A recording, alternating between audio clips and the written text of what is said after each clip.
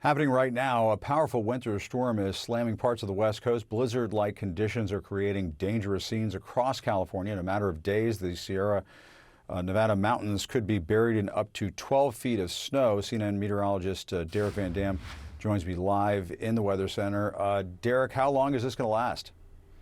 This snow will last right through Sunday, maybe perhaps even to Monday and Tuesday, Jim.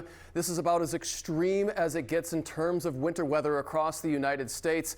We're talking about disorienting whiteout conditions to zero, and wind gusts have already exceeded 100 miles per hour. We're talking about Cat 2, Cat 3, hurricane equivalent strength. This is a serious storm that will bring major implications, especially for the mountainous terrain of the Sierra Nevada mountain range. A lot of people wondering how much snow will we actually receive.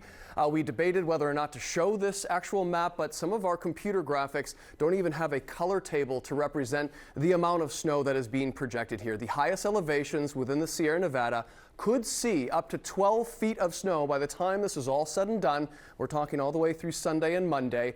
Right where humans live and operate, around 6,000 feet, Lake Tahoe level, we're talking 4 to 6 feet. That is crippling snow conditions, and it's not just for the mountainous areas. This will spill over into the leeward side of the mountain range as well, impacting places like Reno, Nevada, for instance. Let me take you to the Donner Pass. This is I-80, still open, at least from the last moment we checked, and you can see just how treacherous conditions are within that area, Jim. We have blizzard warnings, very rare for this area, as it continues to just get pounded by very, very powerful winds and very heavy snowfall. And right now we've got fire crews in Texas battling that state's largest wildfire. What can you tell us about that? Jim, this is the other concern. So as this major storm moves in along the West Coast, what it does is has an impact on the winds over the entire western half of the U.S. And unfortunately, it will allow for winds to pick up near Amarillo, the Texas and Oklahoma panhandle. That will start to pick up from a southerly direction. So the snow and rain we received across the Texas panhandle yesterday will dry out as temperatures warm, relative humidity levels drop, winds pick up. That is a recipe for fire danger, and that's why Weather Prediction Center has increased this to critical fire weather for both Saturday and Sunday across some of the hardest hit areas throughout the Texas and Oklahoma panhandles. Ongoing fires, including Texas' largest wildfire, the Smokehouse Creek fire that's burned over 1 million acres. So this is not good news for firefighters on the ground. All right, hope they get some relief very soon. All right, meteorologist Derek Van Dam. Derek, thank you very much. And for more information about how you can help fire victims across the country, please go to cnn.com/impact or text wildfire to 707070 to donate.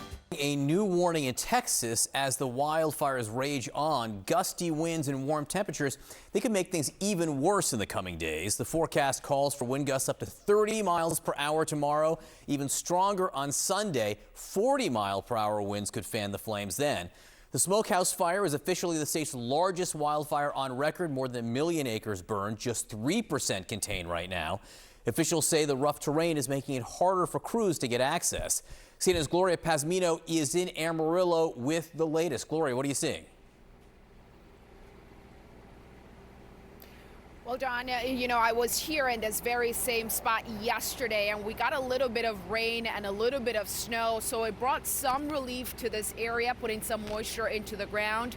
But all of that snow and that moisture is gone for the most part, and today the temperatures are going to increase, and as you were just saying, the winds are going to pick up. We have very dry conditions here, and the combination of those two elements essentially act as a fuel to that fire, which, as you said, hasn't been fully contained. I just want to show you behind me here. You can see some of the devastation that this area has seen. You can see this is what used to be a small business, Rose's Trailer Sales, and that car there is completely burnt out. The entire building, the inside of it is burned. This roof has collapsed, and there are a lot of structures here in the area that look exactly like this. One thing that's sort of, interesting and both bizarre to look at is that as you drive along, you see some properties that have been completely destroyed, and then you see some others that are still standing. And that's just how this fire has moved. It has moved at incredible speed, and that's what the concern is here going into the weekend. The fire risk is going to increase.